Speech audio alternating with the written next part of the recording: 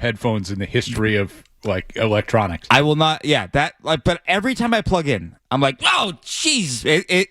It's like the Dolby commercial where the guy is sitting and he gets blown away by the speaker. That's what it's like when it happens. I love Joe. Joe, I'm looking out for you. Please. Maybe that's why get this checked out. Maybe that's why he's yelling all the time. He can't hear himself. I did hear a very funny thing. I was driving around. It was the day after the Super Bowl loss, and I'm checking in all the shows. Like I want to hear their opening take like right away, so I'm checking in all the shows. Smelly. Within 15 minutes of Joe's show, he was arguing with a guy who was completely agreeing with him on everything he said, to the point where Skaz had to go, Joe, he's agreeing with you, and he's like, oh. He is. Like, everyone's temper was up after that loss on Sunday night, it felt like. But we are the Shaw's and Star Market Hockey Show. We got no Bruins games to tell you about. They've been off now for a week and a half. We do have Olympic games to talk about. Good luck finding them. I had to watch a feed last night that was really weird. There was no intermission show. So it was just a stadium cam in between periods. And I was like, you know what? Whatever. I got to watch it. But USA plays today. Some really cool tunes they play during the intermissions over there, too. They got some good sing-alongs, man. The crowd has been into it. This has been fun. But you got Team USA today, 3:10 p.m. Jeremy Swayman will get the start for Team USA. David Pastrnak played yesterday, had a goal and 1 assist or 2 assists. I can't remember. I think 1-1. Okay, 1-1. Hampus Lindholm has been a scratch thus far for Sweden, I believe. He played this morning. Okay, Elias was a scratch this morning. Okay. And then Korpisalo has not played for Team Finland. You got Dan Zlashmelis playing for Latvia. So you got some Bruins across the board here who have played a variety of roles for their respective countries. But here we are at the break. This time next week, we'll be prepping for the gold medal game on that Sunday. We'll see what happens. I still think we're on that crash course for USA and Canada. It just feels like they are the best teams in the tournament. But here we are. It's kind of I agree with you. I was reading some people this week talking about kind of the format of the tournament versus like on the women's side, different format. There's, fewer teams. You basically go into it and say, well, we want to make sure that the U.S. and Canada play in the preliminaries. We're also going to make sure everyone in their group it automatically advances to the medal rounds, essentially. That's kind of how, I've watched a decent amount of it so far here. And listen, you get, Italy's done a decent job of, staying in these games, even though they're completely outclassed. You had Finland gets upset the first game of the tournament. But these games just kind of feel like they're just kind of existing at this point. It's like, right. Okay, when do we get to the important stuff? When do we actually get to see best on best? Because everybody wants to see U.S. versus Canada. And you throw in Sweden and Finland there as well, but that's the game that everybody's kind of pointed to. We may or may not actually get it by the time this is done, right? I mean, all it takes is potentially one misstep from one of these teams and they're out. U.S. versus Latvia, U.S. versus Denmark. It's like, okay, fine. But when do we get to the main event? Right, and that's no disrespect to our Latvian and our Danish friends, but like, this is kind of what you want based off what happened at the Four Nations a year ago, based off where these countries are. I feel like for Canada, for some of their better players, it's a last hurrah. Like, who knows if Crosby will be back here 4 years from now? Marchand, who knows? And then USA, you feel like this is Marchand's got a 6-year contract, so he'll play it all. He'll still be around. But you feel like Marchand might actually play that 6-year contract. Whenever you would speak to him about like how long he wanted to play, he would always say they're going to have to drag me off the ice. Right. Like, so he might be that guy trying to hang on at like 44 when you're like, all right, man, call it quits, man. You had a great career. Call it. No, but you feel like if you're a USA fan, this is the best roster that you've seen the Americans put together in a long time. Could have been even better had they brought Jason Robertson. No idea why he's not on the roster, but whatever.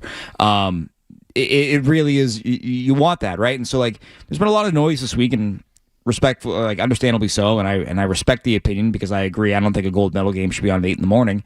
However, you look at it and it's like, what if it's Finland, Canada? Then you're like, oh, okay, whatever. I don't care. Put it on 5 a.m. I'm not watching it. Like that's how it might be. So people are complaining about that.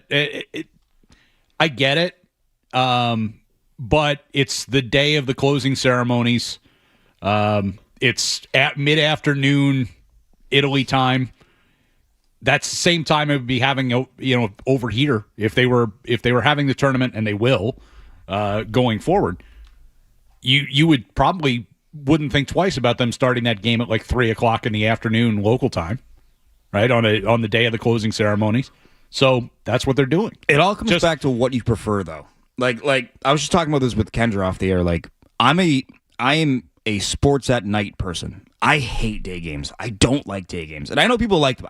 You probably like them. I love day games. I know all hockey people love day games, and like not that I'm not a hockey person, but every like because like they just like I like a day game. I hate a day game. I think the energy is so bad in a day game, and the legs are off, and guys have sleepy starts, and I'm not saying that can happen in the Olympics, but there's nothing better than a nice 7:30 game. I'm a huge fan of those kind of games. I hate 7:30 games. It's like just start at 7. We go to there aren't many places where they start at 7:30 if it's not a network TV game. Every once in a while, like the Islanders, I think do that. Like just start at 7. Well, you just hate the island. You and Bob Beers both hate the island. Yeah, there's it's a nightmare. It's a library in there, as somebody pointed out earlier this year. It's true, but it's I love an afternoon game. It's like dispense with this. We don't have to do a morning skate today. Everybody shows up. Get ready to go. Nice like a nice 3:00 start is perfect for me. It's like don't have to do morning skate. Get up, kind of go through your preparation, get there nice and early, get through the game, and then like you get through the game and you still got the night ahead of you. That's not true. That's true for you. That's not true for me. And writers who cover these games, we're stuck there till like 6:30 p.m. Yeah, but wouldn't you rather be stuck there until 6:30 p.m. as opposed to being stuck there until like 3 in the morning? No, I want to be there at 3 in the morning because nothing's happening at 3 in the morning. At 6:30 p.m., people are like, oh, we're getting dinner. Like, no, I'm stuck here. Can't do it. The plight of the sports writer. I know everyone really cares about that. 617-779-0985.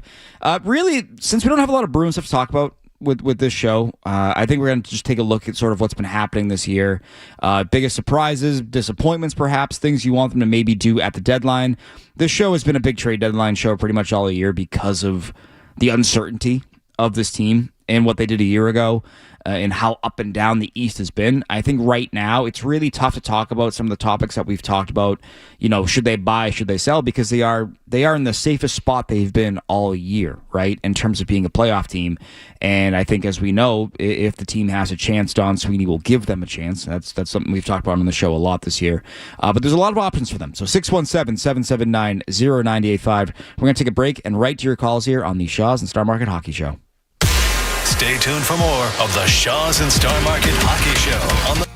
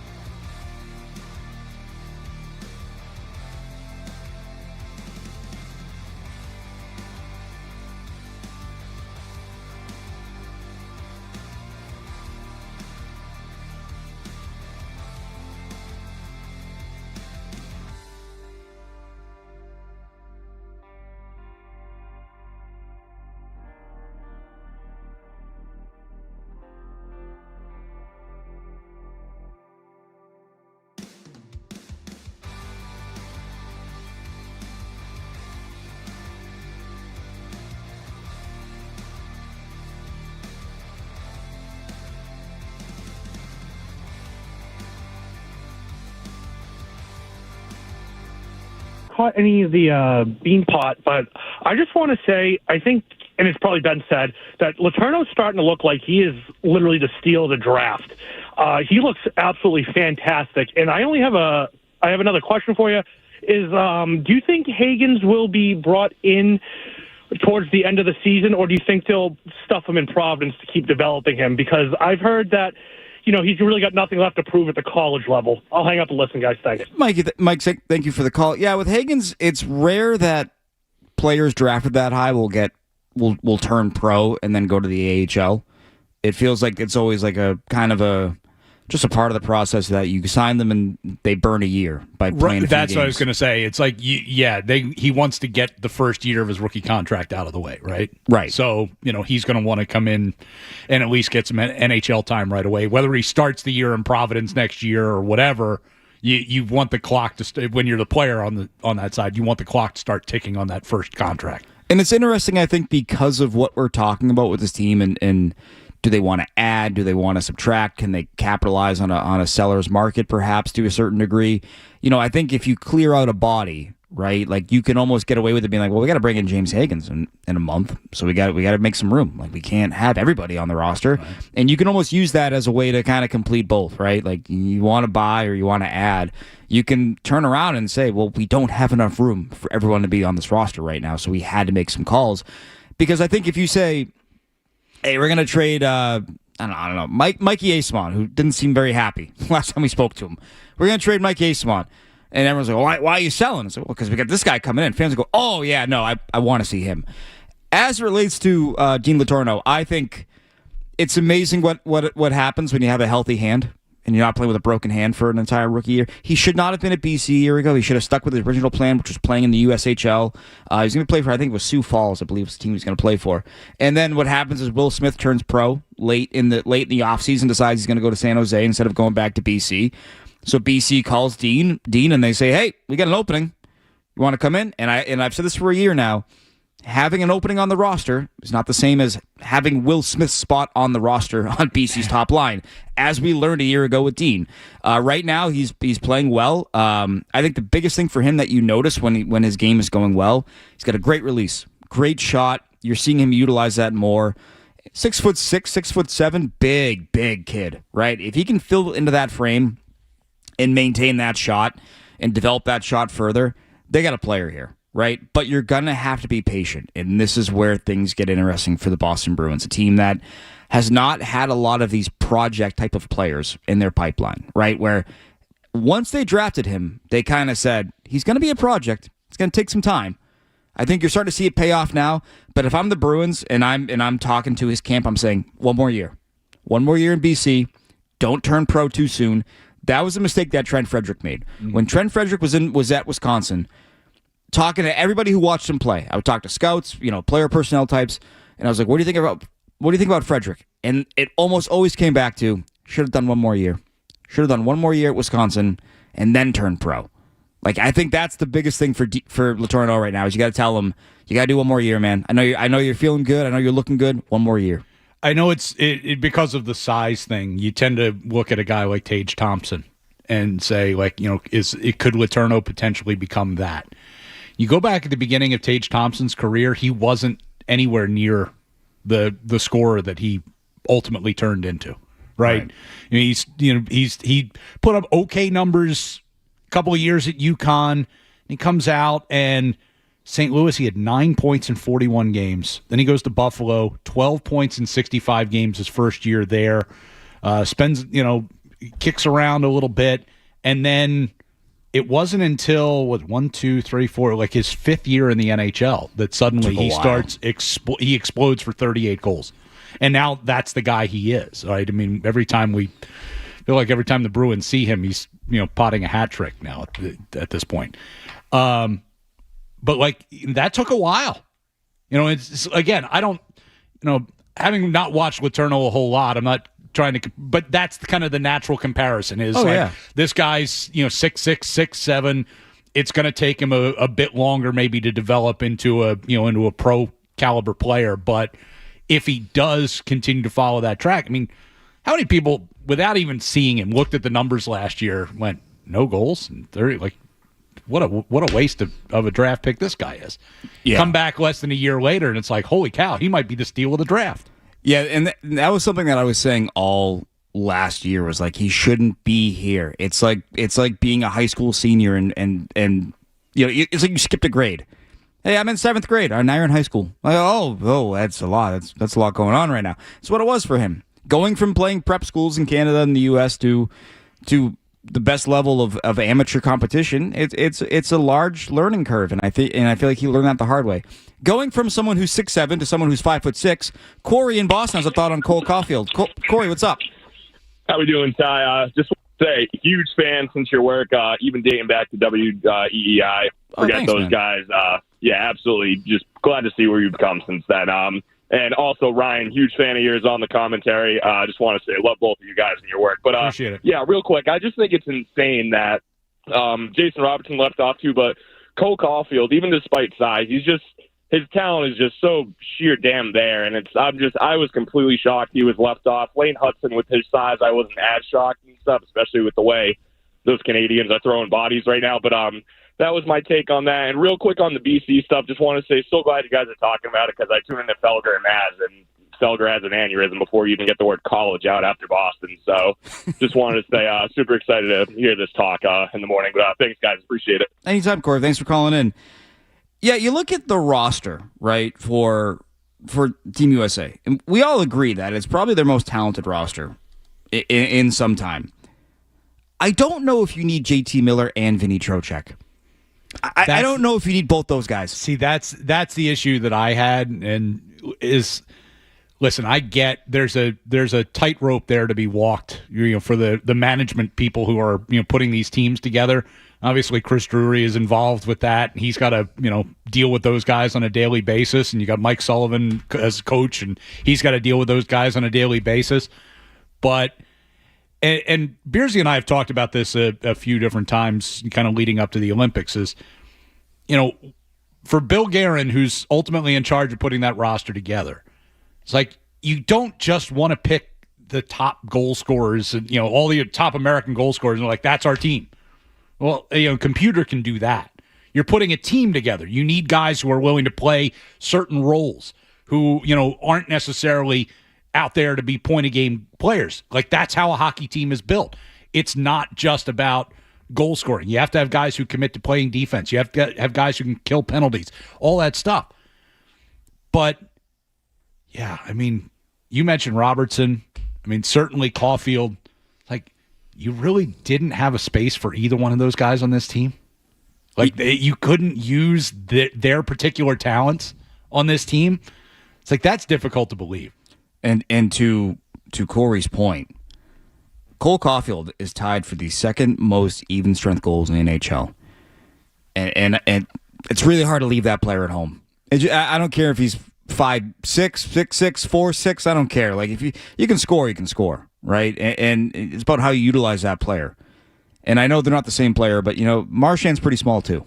He finds a way to score big goals though. And Caulfield has 8 game-winning goals this year, second most in the NHL. Some guys just have that gene in them where they rise to the moment, they rise to the challenge, whatever the case may be. And I'm not a big believer in the Canadiens this year. There's something about them that I'm like, I can't buy in yet. I can buy it on Cole Caulfield, though, because, damn, he's got a hell of a shot. There's not many guys I'd want working that half wall on the power play more than I want Cole Caulfield firing BBs on goal from that standpoint. The only person I might want more there is Jason Robertson, ironically enough. But to the construct point, right? If down the middle you're lining up Austin Matthews, who's a pretty good two-way player, despite, we kind of make fun of him up here, I get it. Jack Eichel, good two-way player, my opinion. You got Dylan Larkin.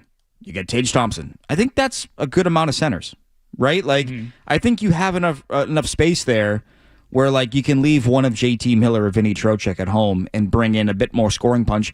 I think especially, and Corey didn't say this, but I feel like this is how a lot of fans feel, rightfully so. You look at where they came up short a year ago in the Four Nations, right? They couldn't score. Like in key moments, they couldn't score. The game was on Austin Matthews' stick, and he let you down. I would like another weapon out there that I think maybe you trust a little bit more to maybe put the puck in the back of the net. And Robertson and Caulfield are two guys that clearly do that with the best of them in this league. It really is incredible. I'm just looking at the top United States goal scorers in the league this year.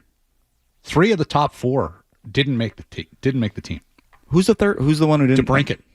It also small. So they're going to say that. They're going to say no. He's got 30 goals in 58 games this year. Yeah. So you got Caulfield, Robertson, and Matt Boldy are tied for first in American goal scoring this year with 32. 2 of those 3 are not in there. DeBrincat's tied for 4th, and he didn't make the team either. Well, listen, anytime you can bring in, the core of that loser Ranger team, you simply got to do it. You got to do it. They're just so good. They're so good they had to put out a statement for like the second time in 5 years about how they stink. The leadership group of a team that has absolutely fallen apart. There was a tweet that happened like while the Olympics were happening where it was like, I love going on Twitter every day and seeing JT Miller give some comments about why the team is so bad, and then reading also a headline about Jason Robertson and Cole Caulfield scoring at historic rates. That's really good for Team USA. Last call before the break here, before we get to talk with Bob Beers. Anthony on the Cape. Anthony, what's up? Hey, what's up, guys? A few quick things. As far as the Olympics, the dirty little secret that nobody likes to talk about is there's a lot of behind-the-scene politics that go on with some of the players, and it's a lot to do with chemistry. We don't know a lot about that. So, like Robertson, both the Robertson brothers seem to have some, personality issues where, they both fired their agent. The other one's up in Toronto not getting much ice time. So you don't know what's kind of going on behind the scenes. These guys grew up playing together. Why is Scheifele not on Team Canada? Why is this? Maybe there's guys that don't get along on the team. They want to go for chemistry. Now, if I could touch on the BC thing, what I really like what's going on at BC is that they're using the players. They're developing the players sort of in the roles that they'll be with the Bruins. You're seeing Letourneau as a great net front presence. That's really nice. You see Hagens get moved to wing. That's where he's going to play at the NHL. And so they're starting to use guys in those roles. Now, the one other thing I wanted to talk, and Hagens, to me, it will be on the team by the end of the year. I think he's NHL ready because his hockey IQ is so high. If you watch this guy, his best asset is his playmaking, his skill, and his hockey IQ. It's really, really good. And one last thing, if I could just touch on, Ty, you asked, what's the big takeaway or the big thing about the Bruins this year? It's been Fraser Minten. Let's face it. That was a slam dunk trade. This guy's been a revelation. I didn't think he was going to be this good. Every aspect of the game. I mean, he might be their best player in terms of consistency, 200-foot play, playing in all situations. This guy's been a huge, huge piece to the Bruins, and he's going to be a huge piece moving forward. And whoever identified him, I have a hard time believing Don Sweeney identified all of these players. Husnudinov, Minten, even Steves, even Aspero. Somebody in the Bruins is doing a great job identifying talent that's being undervalued by other organizations. And I don't know if they just hit the lottery 5 times this year or what, but man, they deserve a lot of credit for what they've done with a quick retool this last year. Absolutely. Anthony, thank you for the call. We're up against it here, so we got to get out of here. I do want to talk about Minten with Bob Beers on the other side of this break here. But I think, their pro scouting team, they're on a heater right now. And it goes beyond Don. I do believe that Dennis Bonvie is their director of pro scouting. He's been nails at identifying these guys that you might look at tweeners, in terms of they can't buy an opportunity where they are right now, but we bring them in here and they're going to be able to really excel. No bigger success than Geekie. Right. A guy that didn't even get a qualifying offer from Seattle. Which is wild. And he's a 30 plus goal scorer now back-to-back years. It's crazy. It's crazy, but this is part of the challenge. This is how Florida was able to be Florida. They were able to identify guys in reduced roles where they were. Gustav Forsling might be the greatest success story in NHL history, where this guy was a waiver claim, was traded for nothing, and now he's one of the best, if not the best defensive defenseman in the NHL. 617-779-0985. When we come back, we're gonna get caught up with Bob Beers after a week away, and we're gonna talk about all that was and all that's to come for the Boston Bruins here on the Shaw's and Star Market Hockey Show. The Shaw's and Star Market Hockey Show will continue with Ty.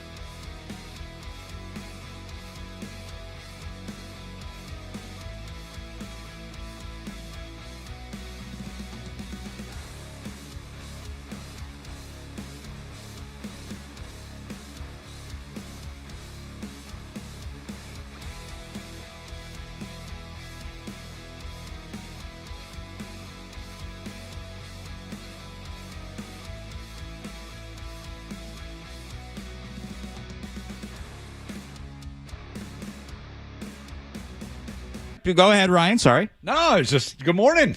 How's everything? Oh, fantastic. I can't believe how quickly that week went by.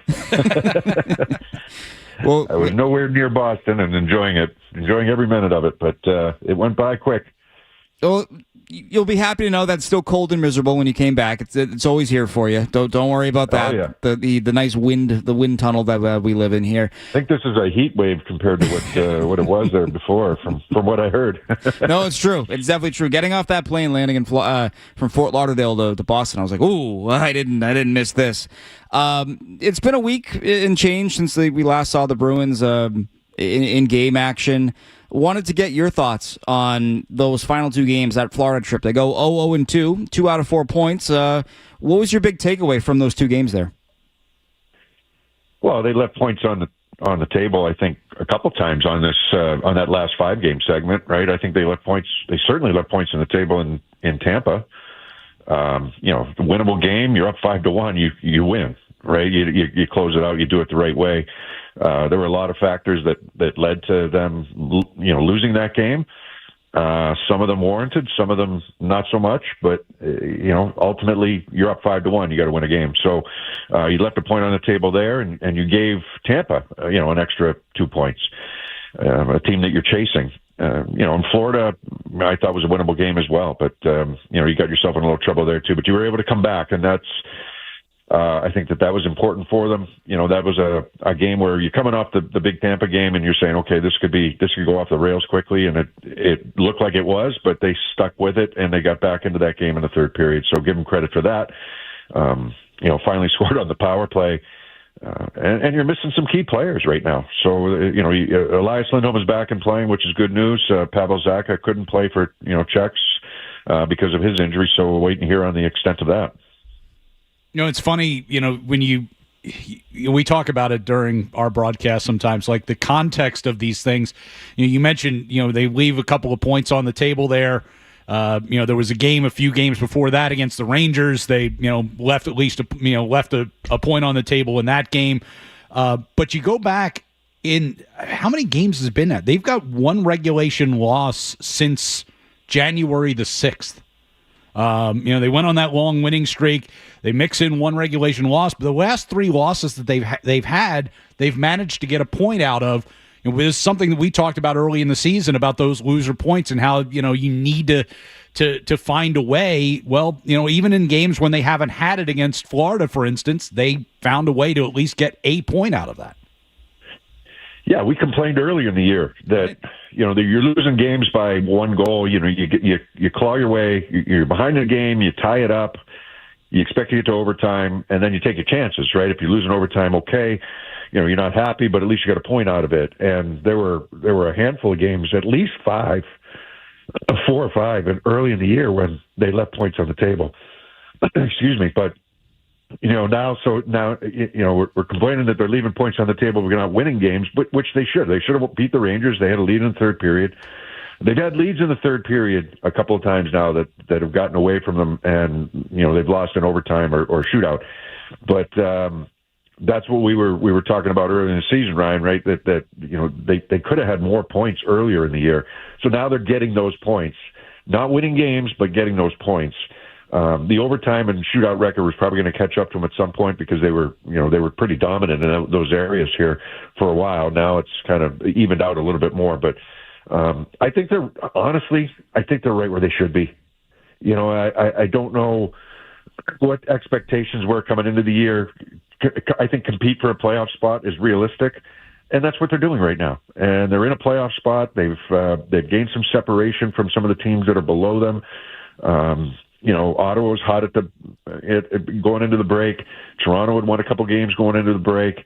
Florida was trying to make some noise. But what are these teams going to look like when you come out of the break? What are the Bruins going to look like when you come out of the break? It's a great unknown right now. Players that how are they going to handle 3 weeks off? I know they're going to practice a little bit, but how are the guys coming out of the Olympics going to handle it? I think it's a great unknown for a lot of teams and a lot of players. Heading into the end of February. Yeah, we've talked about him a ton this year, I know, and one of these players that is getting a break, and I think it might be at the right time, honestly, is Minten. Talking to Marco Sturm after the game in Florida on Wednesday, I asked, because you saw that in the third period, they kind of reeled back on him on a power play face-off. They go with Middlestad. Middlestad scores almost immediately. And he kind of said this is going to be part of the process for them, that he thinks Minten is tired right now, and they're going to have moments where they have to ease back a little bit on his role, on his deployment. How important is that going to be as part of this to get him going? Because he has been so great for this team that you're going to have moments where you got to reel back a little bit. And, how do you think they manage that down the stretch here? Well, some of that depends on Elias Lindholm and Zacha. Right. I think if those guys are back in the lineup, then it's a lot easier. He's not seeing first power play time. They've eased him into the second power play role. He's killed penalties all year long. But if he's a third line center, then if you're naming the centers, if you're going 1, 2, 3 lines, he's getting third line minutes most likely. I mean, you look at that game, the game against Tampa, the game against Florida, who were their centers, right? It was him, it was Hustadinov, Patra, right? Those are your top 3 centers. I mean, Crowley's your fourth line. I mean, that's a pretty young unit right there for centers going up against really good teams. So, that's the importance of Lindholm and Zacha and having them back in the lineup and slotting guys a little bit more appropriately and getting them the proper minutes. Is Minten capable or ready for first line power play, first power play unit? Probably not. And that's not a dig on him. It's just he's getting there, and he's got a great year. It's been a great find for them. There's no question. He's done so many good things for them. He's counted on in certain situations. Marco's not afraid to put him out there in overtime. He use him in a lot of different situations. So, but this is a sprint to finish the year. So getting your rest and doing it the right way for some of these guys, this is what I'm saying. That it's a great unknown right now. They've got to do it the right way, and then be ready when the puck drops at the end of February, because there's so many games in a short amount of time to finish the season, and every game's going to be battling for a playoff spot. You're not comfortable enough to be Colorado, right? You're in the second wild card spot coming into this thing. Even though there's a few points separating you and the bottom teams, you still have to play every game like it's a playoff game. And you look at where they are right now. Obviously, you hope that all the Olympians come back unscathed, and you get Zacha back when this team returns to practice this week and games the week after. Is there anything that you're looking at right now with this team when they do come back? I know they begin with Columbus, a team that is right on their heels. That think they've been hot lately. Yeah. It's been unbelievable under Rick Bowness. It's just they are winning games. It's unbelievable. Is there anything you look at as the biggest thing to maybe fix or keep going when they return to play? The competitive nature and the way that they have to play in order to win games. They're a team that the hard work has to be there. Guys like Jeannot and Kastler, the way they play, and a Corrali, the way that they play, that has to be infectious, and they have to bring that work ethic every night. The penalty killing has to be better, and that starts with not taking penalties. But I think that's the most glaring area right now. If everybody's healthy, the penalty killing has to improve. And it was good at the beginning of the year, and it has really given them a lot of trouble. But I think they were playing with fire early in the year because they were still taking a lot of penalties and they were getting away with it. Now they're still taking a lot of penalties and they're not getting away with it. And it's game changers. It changed the game in Tampa. Whether you like how that game was called or not, it changed the game in Tampa. You were in the box too much. The penalties they took were penalties. You can argue that maybe some of the ones that weren't called or should have been called against Tampa is what I'm saying. But the penalties the Bruins took in the second period were penalties, and they kept putting themselves in the wrong situations. And against that power play, the number one power play in the month of January, and how explosive a guy like Kucherov is, that cost them that game.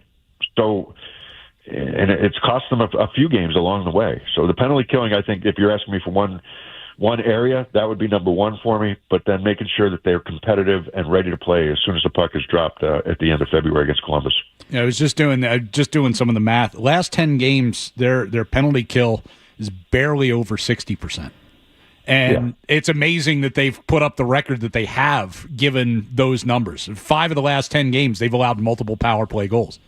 You typically aren't winning or even getting points when you do that.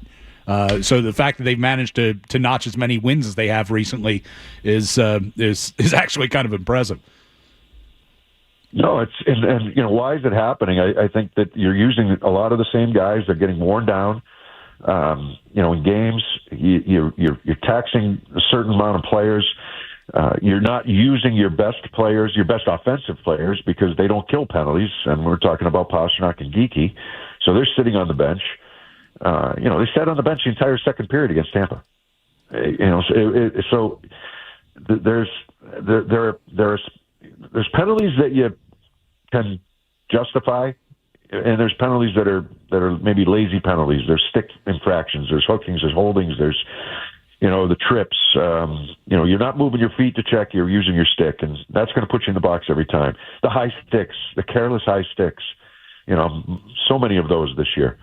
Those are the areas. If it's a roughing penalty because you're protecting your goaltender or you're protecting the front of the net, okay, that's or protecting a teammate, something like that. That you can live with some of those, but making sure that you are disciplined up the ice, and not being lazy up the ice. Those are the penalties that just drive Sturm and his coaching staff crazy. One penalty we saw in that final game before the break was Marco Sturm getting a bench minor for defending Charlie McAvoy after that hit by Sanders Vilmanis.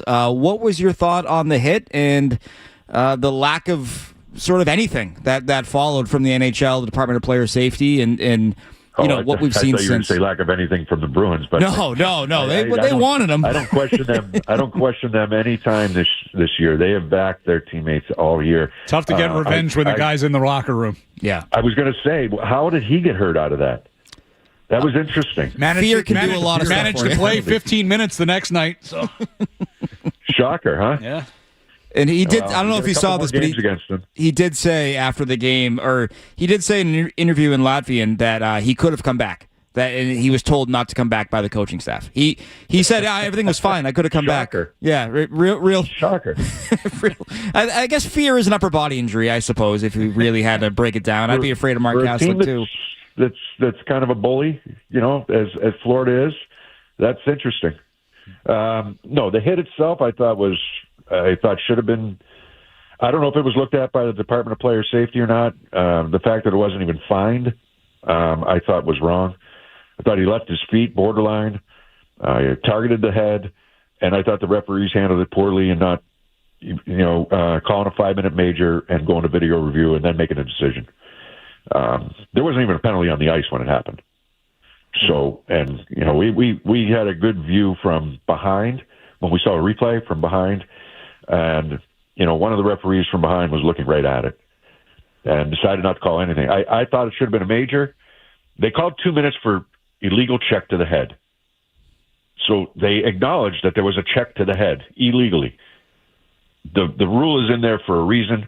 You call a major. If you go and review it and you decide that it wasn't as bad as a major, then you can bring it down to 2. I might not have agreed with it, but at least they would have gone through the due process.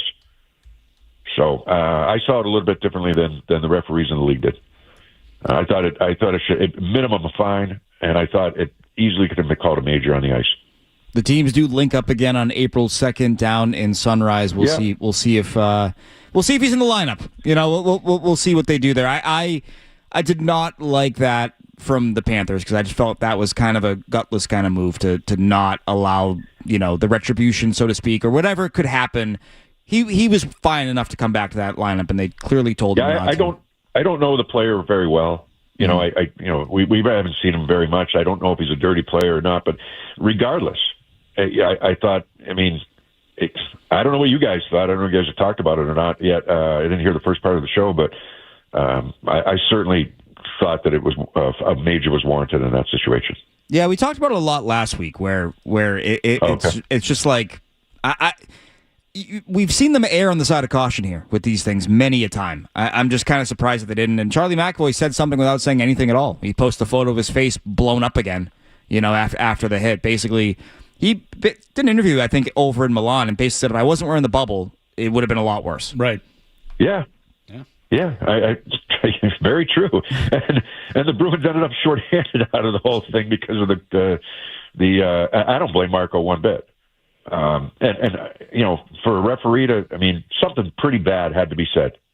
And I don't know if anybody asked Sturm about it after the game, but I mean, what could have been said to warrant 2 extra minutes? Like, as a referee, you got to have a little thick skin there when you know that it's a really questionable hit, and they're not reviewing it. I think they handled it poorly all the way around. I really do. I mean, if they want to give Aspero a penalty, that's fine. Okay, he kind of went after him, but to not review the penalty for a major and then to have a thin skin to give a bench minor, it smelled really bad. Yeah, and coming off the Tampa game, it smelled even worse. Right. It's very. It was very. How are they getting a power play out of this? It was that kind of vibe, out of that scenario. That was the whole thing. It's like, if you handle it the right way, and it ends up being, a 4-on-4 comes out of the situation, you don't feel as bad. But the Florida guy is the guy who started it, and they wind up with the power play. Like, it was that was incomprehensible. Yeah, totally agree. I mean, the whole thing was handled poorly. We were talking you try to kind of stay in control and try to have an unbiased kind of feel for it, but it's tough when you see things like that. And you're left scratching your head, wondering what are they thinking. But regardless, they got 1 point out of it. They came back in that game. They're on a good run right now in terms of points. I think you got to look forward, not back. And Columbus is 4 points behind them. They have a game in hand. They've won 7 in a row. They're coming hard. This is the team that you play coming out of the break.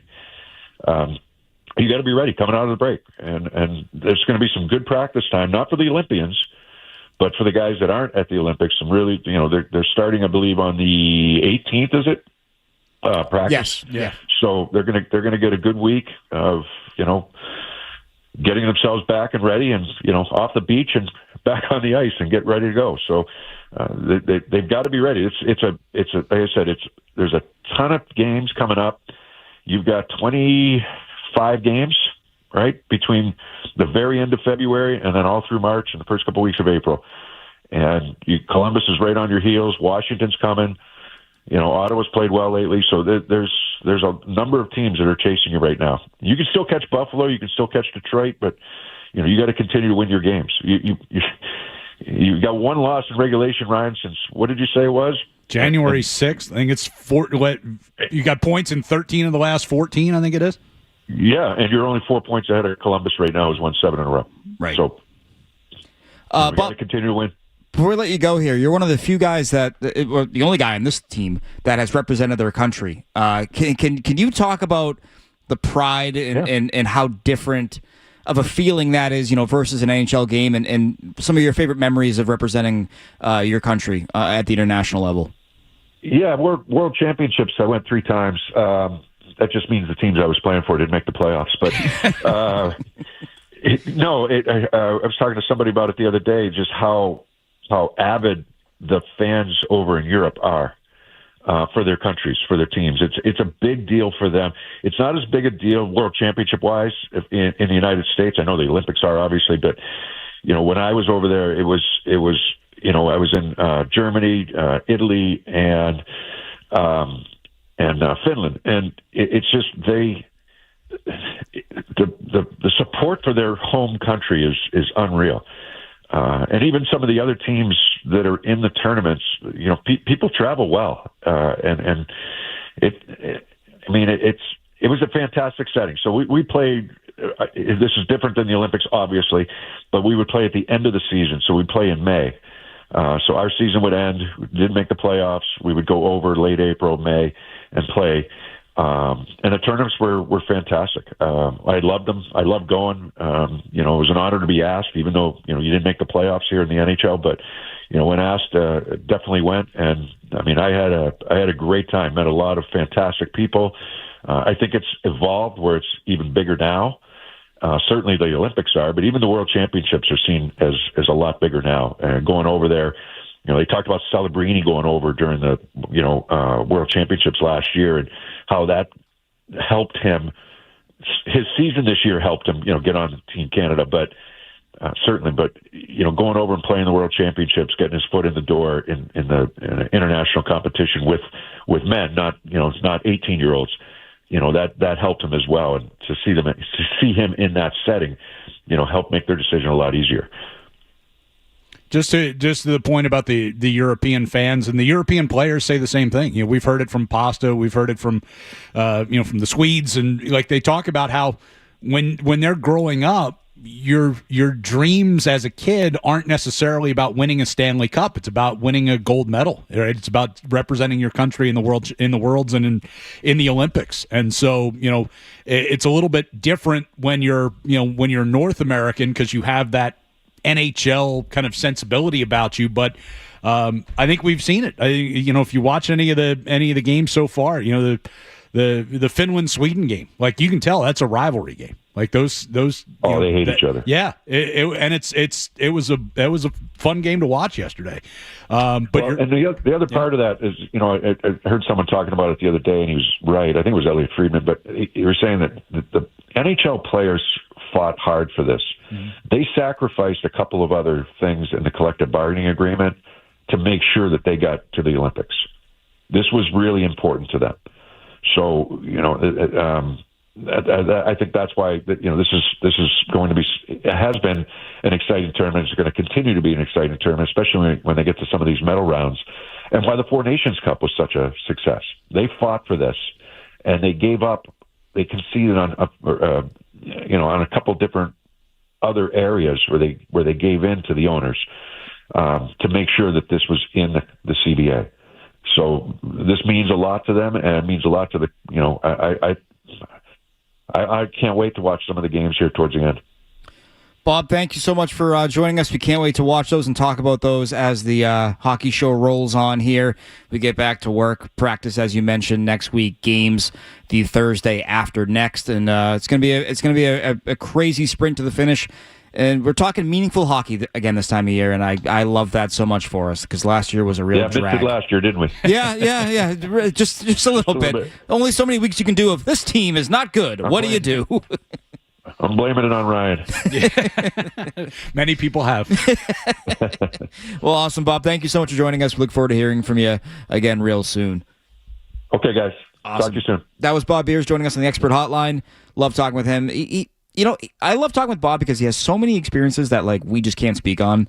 Like when they moved the team to Utah, it's like, hey, you played in Utah. Right. Now we're talking Team USA playing over in Europe. Again, I've never been to Europe. Well, I've been to Ireland, but people's like, that's not Europe. And I'm like, okay, I don't know what to tell you. Hockey's most interesting man. He really is. 617-779-0985. Let's get a quick check on the headlines and some of our sponsors, pay some bills, and then right back to your phone lines here on the Shaw's and Star Market Hockey Show. Ty Anderson, Ryan Johnston, and Bob Beers.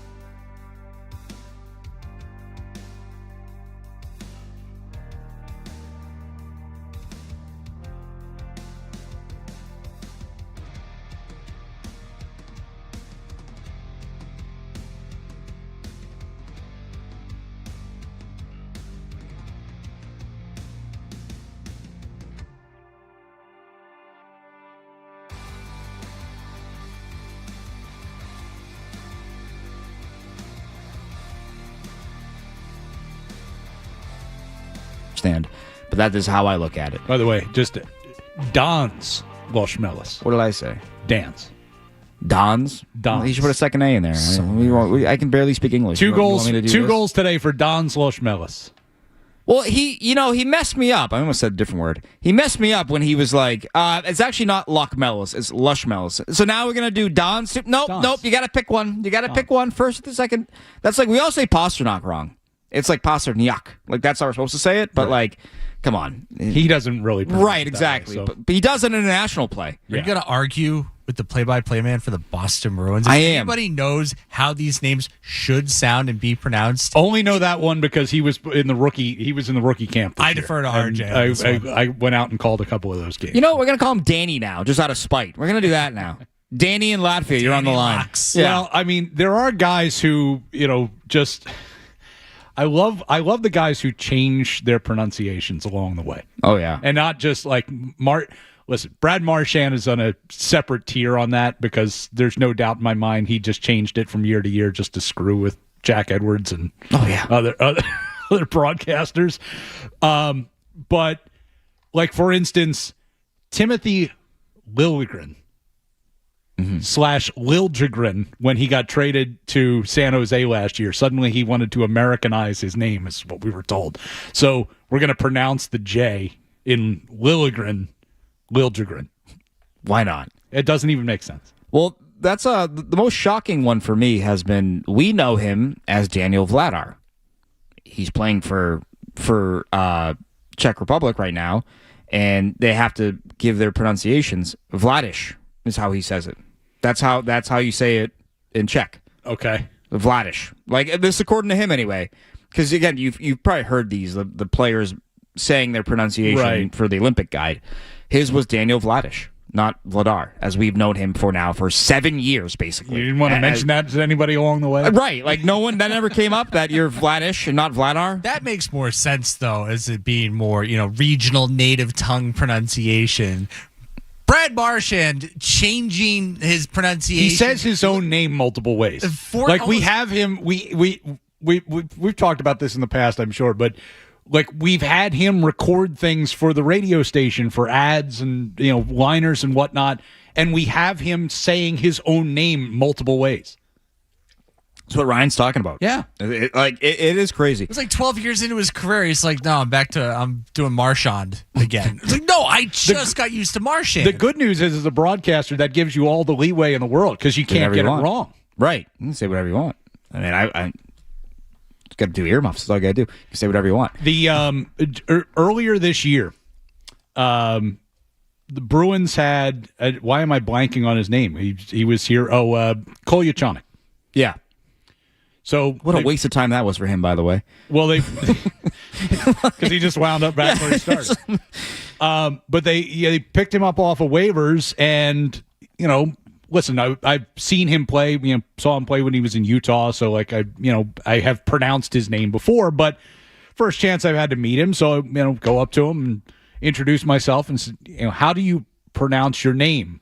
And this is my favorite one ever I've gotten. He says, you really can't pronounce it wrong. It's Russian. There's no English pronunciation to it. I was like, okay, great. I said, well, how do you say it? He said, Kolyachonok. I'm like, okay, that's close enough.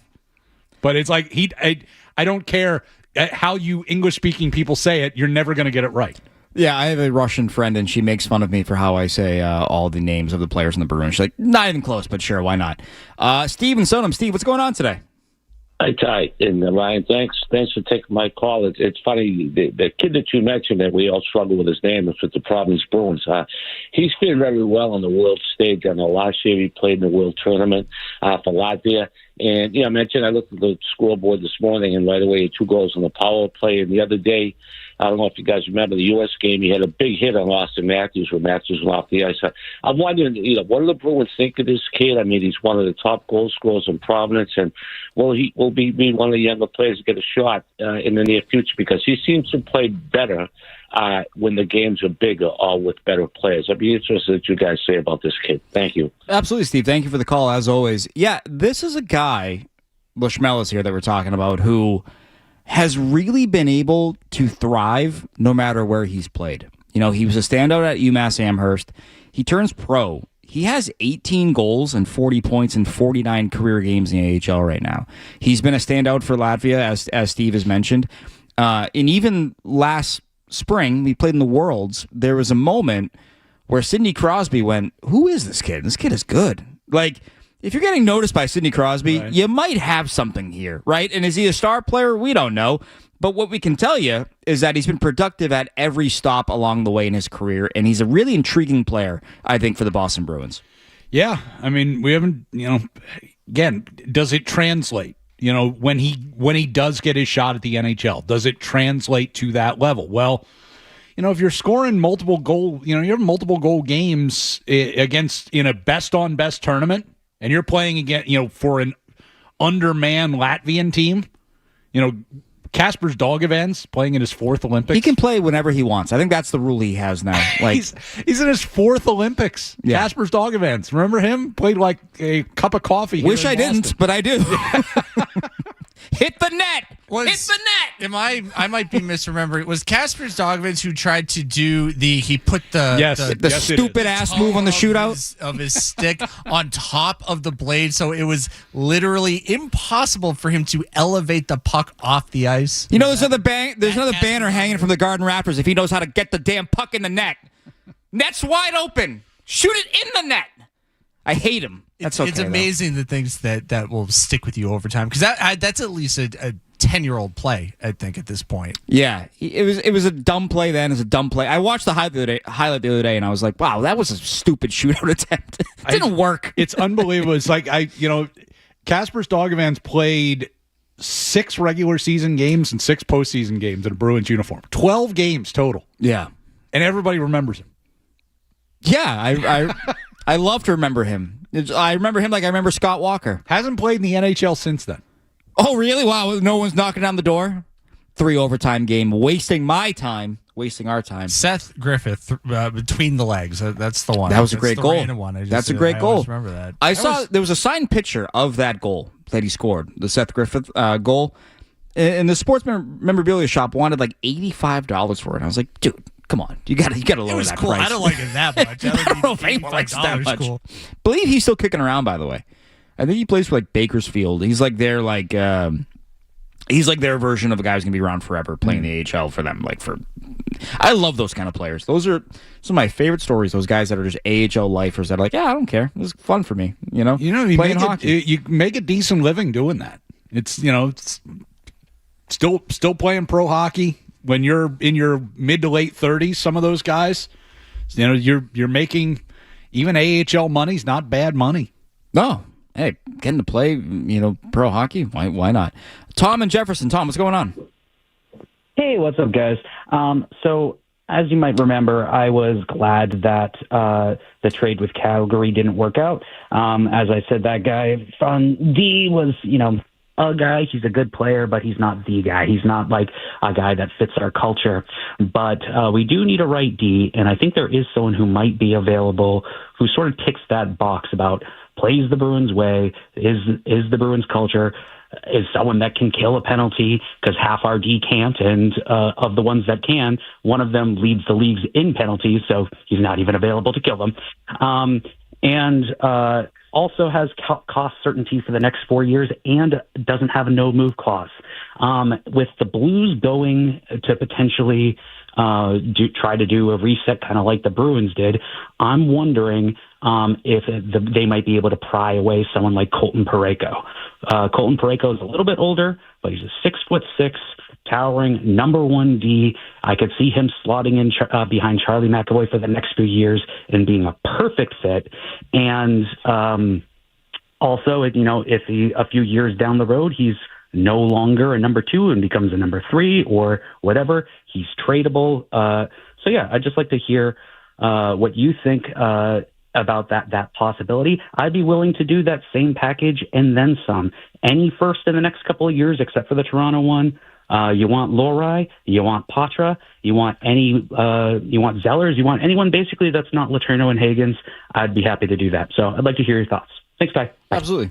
What do you think, Brian? Well, #1, I do believe Colton Parayko has a no trade clause. So doesn't happen unless he wants it. Yes, Basically. at least for the next couple of years, I think he's got right to veto anything, and then after that, he's also 32. Which, if I'm going out to make a move of that caliber, I need to go a little bit younger than that because you're basically putting all your eggs in the basket. I mean, that's when they were talking about Rasmus Anderson. That was kind of the same type of a thing. It's like, well, good player, like age-wise, it's kind of at the high end of where you would target. He's around 30, I think. It's like, okay, I'd much rather see a guy who's like 26, 27, so you're getting the full prime of his career, not kind of the back end of that prime. I feel like Colton Parayko in 2 or 3 years making $6+ million, it's like that's going to be a lot.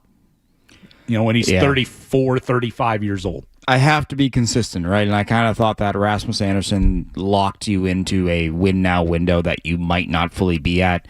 Parayko would be similar. Now, if the cost was less, right, if it were not a first-round pick, right, and you could get away with a pair of seconds and, I don't know, Lohrei or Poitras, kind of take your pick, I'm probably more apt to listen. However, I just think that his price is going to be more of a first-round pick, right? And I don't know if it aligns with your window right now. I think the best thing for them to do would be to try to... I know it's not sexy. I know it's boring, but to draft and develop that right shot D, that 6'3", 6'4" guy, you got to find the next Brandon Carlo in the draft. Whether that's with the first round pick, the Toronto pick, there are some right shot D available in the middle of that first round. Like that's where you should be picking with one of these picks, right? You would assume. I just think that's the best way to do it, right? Because we're talking about cost efficiency. We're talking about windows. Like I don't know if you can bring in any of these right shot D that you look at, like even next year, right? Like it's like Trevor Van Riemsdyk and a few others, but no one that you're like, oh, you got to get them. Like this is like the downside of trading a Brandon Carlo, which I would do that trade 10 out of 10. There's just not a lot of like sturdy right shot D-men that like give you everything you want and don't make a ton of money and are the right profile, age-wise, contract-wise. Like it is a harder position to kind of nail down. Always is. That's why it fetches a premium when those guys do become available. It's true. Let's take a break here. When we come back, more thoughts, particularly on the right side, involving some trades that may or may not happen for this Boston Bruins team here on the Shaws and Star Market Hockey Show. Stay tuned for more of the Shaws and Star Market Hockey Show on the Sports Hub. Scrub-A-Dub's unlimited car wash plan lets you wash anytime for one low monthly price.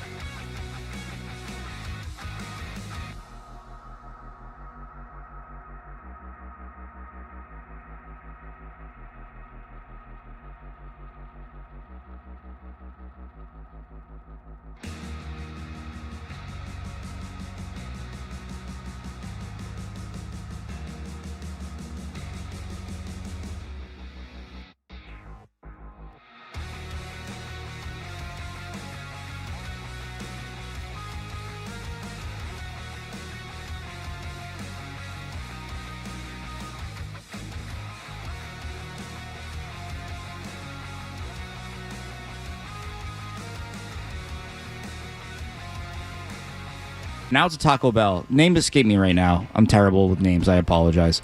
Right in Alston, right near where I live. Great show, great band. Anyway, the Boston Bruins. We're talking about this team and adding a right shot D. We know it's a hard position to add. Could they possibly, Ryan, subtract from the right shot D? You look at what they have right now. They have Mason Lohrei, a left shot playing right D. I think he's actually playing pretty well on the right side right now. Yes. And you have Jonathan Aspero, who's come in, and Marco Sturm has outright said that Jonathan Aspero has stolen some jobs for some guys. Jordan Harris is now back on this roster. You have Andrew Peeke, a pending UFA. You have Henry Jokiharju, who is in year 1 of a 3-year deal he somehow got from this team. And I look at that and I go, you're going to have to make a move there. It feels like between now and the deadline, is it possible that they shed a contract on that right side? I think a lot's possible there.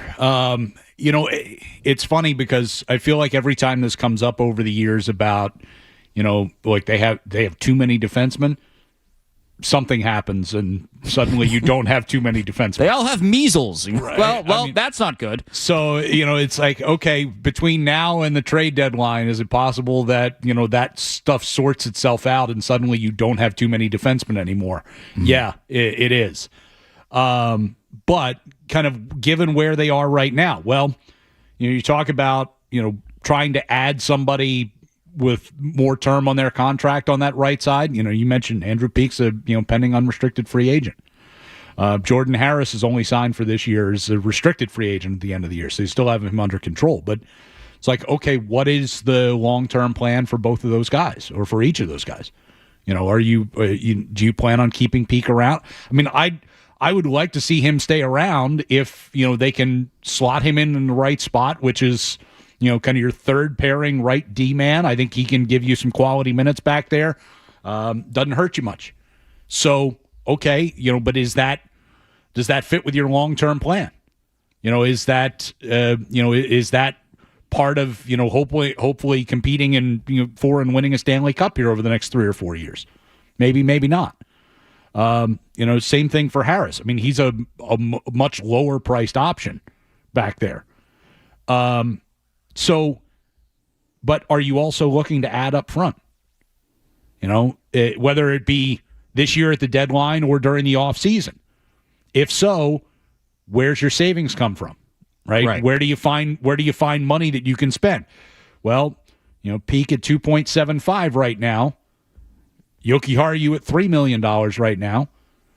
Korpisalo you could throw in there at $3 million a year. Like, those are the types of players that you would potentially move. Mason Lohrei would be another guy, over $3 million.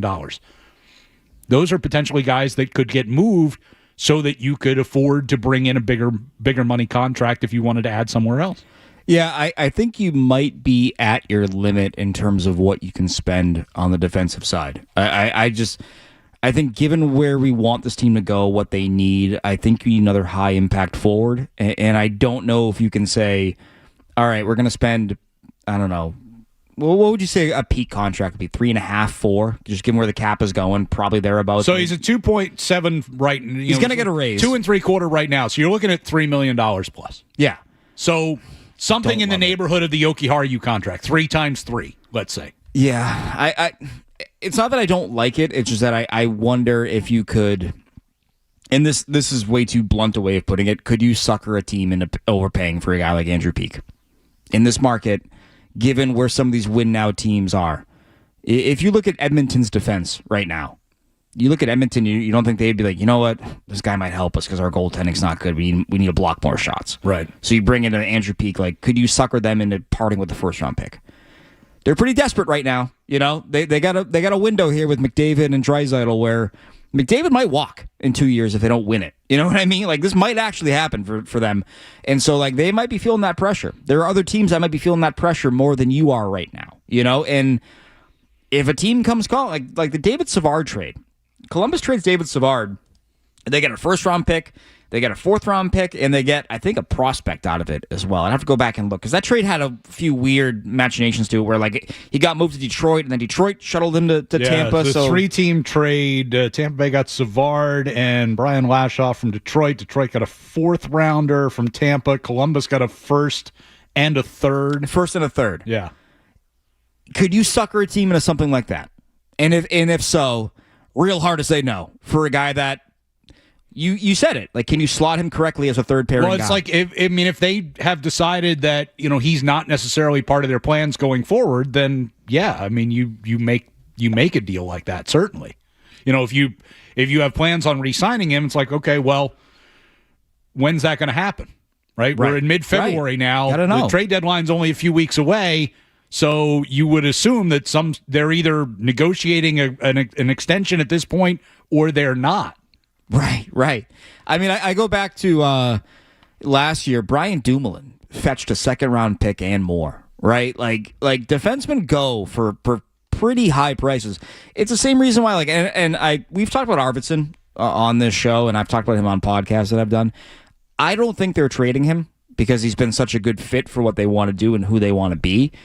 But you look at a year ago, Gus Nyquist goes for a second-round pick, and he was horrible a year ago, right? Like, guys go for inflated prices, and if you don't know and if you don't have certainty on this guy being a part of your team beyond this current run, you have to listen. You have to take the phone call. Like, I think especially in a market like this where there's not a lot of players available, like it behooves you to listen to everything out there, right? To listen to every player who isn't bolted down. You did it a year ago. I didn't see Coyle and Carlo getting traded a year ago, and that happened. But you're in a much different spot than you were a year ago. I mean, a year ago at this time, it's like, it was clear this team was going nowhere, and and there needed to be some changes made. I think a lot of us were surprised at how heavy the changes were when they actually came. But the other part of it is, so if you make a move to take somebody off of this roster, what are you replacing that person with? True. Right? So you can make the case like, okay, so if we trade away a D-man, we're heavy on defense anyway, that's fine. But are you turning around and flipping that, what you get, or are you making another move to add somewhere else? Because there's no doubt in my mind that as we sit here at the break with, 25 games left in the season, that this team has earned a chance to try to make the playoffs and go as far as they can go. Now, they're not in a position where you're mortgaging the future for a chance at a Stanley Cup, but you can't walk into that room if you're Don Sweeney and say, we're going to trade this guy for picks and prospects and just kind of punt on the rest of this season. That's not going to go over well with the leaders who, have gotten this team into a position where you're a playoff team right now, and you should be a playoff team if you can finish the season the right way. So any move that they make has to kind of balance that. We've got to be able to play this season out here and give these guys a chance to finish what they've started, as opposed to last year, which was entirely about the future. Yeah, and I think my temptation to soft sell a little bit here would be, I want to make a run at a player that I think is just out of your price range right now from an asset standpoint. I talked to somebody before the break about Robert Thomas. We talked about Colton Parayko. I asked someone about Robert Thomas, like, are the Blues really dangling him? And what I was told is yes, but it's going to cost you a pretty penny. And I said, define pretty penny for me. And they said 2 first-round picks and 2 higher ceiling types that they think are under 23 years old. So you're talking 4 assets probably in total. That would be, for you, that'd be like Zellers, Letourneau, and 2 first-round picks. I'm not doing that. No. That's too much. So what I want to do, if I'm trading one of these guys, I want to accrue more second-round picks, maybe even a conditional first if you're lucky enough, if someone's desperate enough, right? And then in the summer, I'm making a play for one of these players that I think some team can't afford, right? Like, I wonder, we talked about Jason Robertson. Can Dallas afford him long-term? I'd wonder, right? Like, he's going to need a big raise. And yes, they have Tyler Seguin on LTIR, and he's going to be on there for quite a while because of a torn ACL, and who knows if he's going to be the same player when he comes back, and maybe they can shuffle that contract out of town if they want, and try to create some money that way.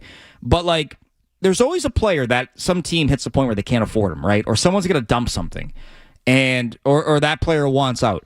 I want the Bruins to accrue a few more picks or a few more prospects to be in the hunt for that player, because right now they can't afford to trade a Letourneau or a Higgins or a Zellers because they don't have enough assets. So anyone who's not bolted down, and anyone that you look at and go, I don't really know if we're going to keep him. I want to know what the return is, and because if you can parlay that into a legit high impact available kind of player, because these guys don't hit the open market anymore, I want to be in on that conversation. I feel like they're just a touch below getting in on that conversation with some of these players. Boy, I'm looking at the Dallas cap situation right now. Yeah. It's like, it's intriguing. You got Rantanen making 12. You got Sagan making almost 10 for another year. You've got Hintz and Johnston making over 8 each, about close to 8.5. Robertson is making 7 3/4 right now, and is an RFA at the end of the year. So, and he's a UFA potentially in another year. So you're not buying much of his, of his restricted free agency out there. Plus, you've got Heiskanen on the back end and Thomas Harley making 10.5 starting next year. Yeah, that's what I'm saying. Like they're that's a lot of big tickets. A lot of big tickets. And if you could get in that hunt by trading a peak right now for another second, and you can throw that in the pot, so to speak, in terms of your offer, and then you can pay Robertson. Oh man, now you're cooking with gas. This might listen. I have no shortage of white whales for me in the past. I wanted Mark Stone, they didn't get him. I wanted Jack Eichel, never hit the market. I wanted Barkov, never hit the market. I wanted Draisaitl, never hit the market. You have to trade for that guy, and you have to accrue more assets, it feels like, to get that guy. And that's kind of where I am with anyone who isn't bolted down right now for the Boston Bruins. 617-779-0985. Let's take one more break, and then right to your phone calls here on the Shaw's and Star Market Hockey Show. The Shaw's and Star Market Hockey Show will continue with Ty Anderson, Ryan Johnston, and Bob.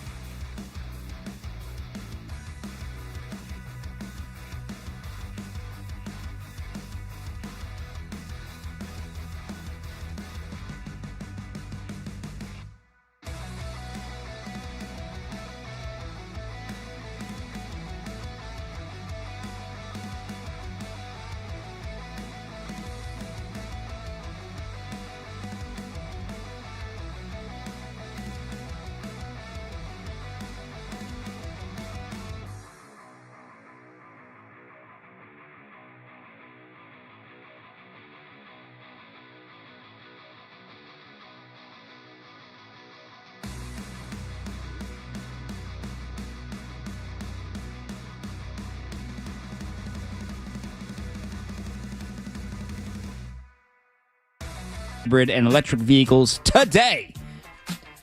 Listen, I'm doing the math here, Ryan. I'm doing the math here, and I'm like, I don't know if Dallas has the money. You get the taxes and you get all that in your favor, but I don't know. Jason Robertson's going to make a lot of money in the offseason. I don't know if Dallas can pay it. And if not, I would love it for the Boston Bruins to be positioned to acquire a player like that. I think you have to trade for them. They do not hit the open market. I mean, geez, even who was it? Kevin Fiala, who's now lost for the year. Even he didn't hit the open market. You know, like these guys don't hit the open market anymore. It's crazy to me. So I think you have to go out and trade for that player. You have to draft them or trade for them. There's really no in between because guys only want to go to Vegas, Nashville, Dallas, Tampa, or Florida. Well, I should say, I think you look at like how some of these teams are structuring everything, and the Bruins are right there with it. We were just talking about the Dallas Stars cap situation. They identify 5, 6, maybe even 7 guys. They lock them up for the next 6 years. They give them all big no trade clauses, and they go, "This is our team." So at that point, it does turn into just a math problem. I think Jason Robertson will look very good with the spoke B on. It'd be delightful. Everyone has been very patient. Thank you so much for waiting. Justin and Lynn. Justin, what's going on? Hey, I just have a question for Ryan Johnson and you. And that is, what are expectations of the Bruins this year? Because I think they can win a couple rounds of the playoffs. No, not going to the finals, but win at least a couple rounds. Can I just have your thoughts on that? Yeah, I think it really, Ryan, and curious what you think. I think their playoff fate really depends on which version of Jeremy Swayman you get, because we've seen him. He stole the series against Toronto. Toronto should have won that series in 2024. I firmly believe that. They had the more talented team on paper. Swayman posted, like a 940, basically, in that series. I mean, he's the reason why you won that series. And if that shows up again, you could pop a team. You really could. No, absolutely. I mean, you get the Jeremy Swayman that played in the World Championships last year. I mean, he was lights out in that tournament. By the way, if you haven't seen, he's starting today for Team USA. Didn't get in, couldn't crack the lineup during the Four Nations last year. I don't want Connor Hellebuck in net for Team USA. It's an opportunity to steal the job here. He was the backup for Game 1. He isn't even the third stringer at this point. He's he basically taken the number 2 job. Chance to maybe grab the number 1 here. Pete DeBoer saw that and saw that Ottinger was in the 3. He was like, "See, I told you, I'm not wrong." No, but so yeah, that is worth noting, Ryan, that he went from the 3 to the 2 in about a year's time. He went from the 3 to the 2 for Team USA. I think he's a big game goalie. I do, and I know like people are going to say, "How can you say that?" He hasn't won he hasn't won more than 1 round, but I just feel like he finds a way to dial in for these kind of games, right? And if you can get that guy, I don't know if you're going to beat Tampa. If you draw Tampa, you could beat Carolina though. So that's kind of where I was going. Is tell me who they're playing in the first round, right? I mean, if you're 1 versus 8 against Tampa, that's a big ask. I mean, that's a really good team. That's a really good team. I don't know if anyone's beating them. I think this is my 3rd year in a row picking it, but Vegas Tampa just seems like where I'm going with it. I know Colorado's been unbelievable, but Vegas really has that playoff kind of build to them, in my opinion. But it's like, you're 3 points behind Detroit and Montreal for 2nd/3rd place in the division. You could pop them, right? So if you get into a 2-3 matchup in the Atlantic Division with one of those teams or against Buffalo, like those are winnable series. And I think it comes back to what Bob mentioned, right? The competitive nature of this team, the Genots, the Catholics. And I say this because you go back to the game they lost in Tampa. Post-game, in the press conference room with Marco Sturm after the game, he says, "Yeah, we lost, but Tampa's not tougher than us. We're tougher than them." Like he's like, they're tougher in between the whistles. We're tougher than them. It's like he's realizing how they got to play. They got to tenderize an opponent for 7 games and beat them that way. Would you want to play this team for 7 straight games? I don't want to hit. Getting hit by Mark Hasek has replaced a block shot by Chara. If you are on D on the other team, are you looking forward to 6 or 7 games of dump in and get your ass kicked every time you go into the corner? Because that's what's going to happen. I mean, 10, 12 minutes a night of Corrali, Kastelik, and Jeannot coming at you. That doesn't sound like a lot of fun, going back to retrieve those pucks. It reminds me a bit of the Islanders series where they had Cizikas, Martin, and Clutterbuck coming at you for 6 games. And What was that line called? It was like the integrity line or something. It was something dumb goofy. Like that. Yeah, but to that point, Yeah. they made life so miserable for the Bruins top line. And it really is one of the major reasons why they were able to win that series when not a lot of people predicted the Islanders to do it. Right. And then you go back to 2023, like Florida's fourth line was feasting on you on the forecheck. Like it can be a weapon. And I think that when they built this team back in July, like this is kind of what they had in mind, and it has delivered. And so that's why if I'm picking a series today and it's them and Carolina, I'm picking Boston. I don't think Carolina can withstand that for 7. Carolina's a team that when you have pushed them, it's been with your physicality. Charlie McAvoy trucking Jordan Stahl, knocking him out. Charlie McAvoy in 2022 changed the tenor of that series when he laid out Sebastian Aho as retribution for Svechnikov taking out Lindholm the game before. That flipped the series, where it ends up being 7 games, despite Carolina being up 2-0, coming back to Boston for a game 3. Like that put it on its head. And so if that can happen again, that really makes things, I think, interesting for the Boston Bruins. All right, let's take one more break here. We come back. Alex, Ryan, I see you guys on the line. Not Barth. Focus on your laptop. Don't look at me. I'm not talking about you, Barth. Hi, how you doing, Alex? Here, last segment here on the Shaw's and Star Market Hockey Show. Ty Anderson, Ryan Johnston, and Bob Beers. This is The Shaw.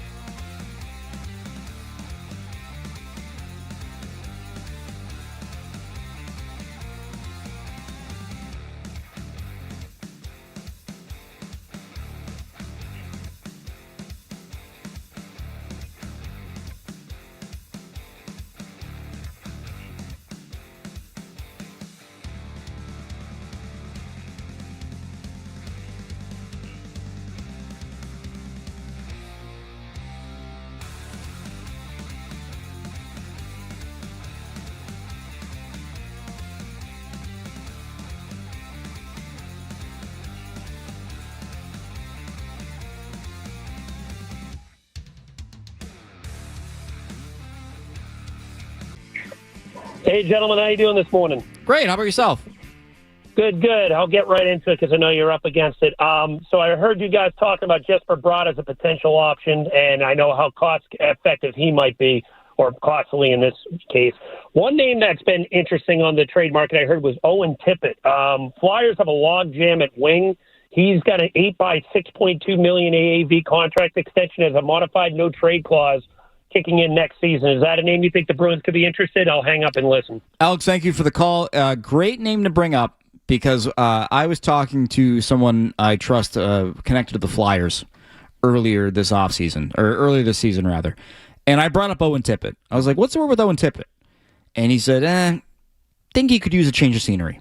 And I was like, really? And they said, if you have a player that you're trying to flip, he might be a guy that you can pry away from Philly. Where, like, if you're a need for need kind of trade, he said, I wouldn't be surprised if Owen Tippett is someone who is moved by the Flyers. So, could be available. I don't hate it.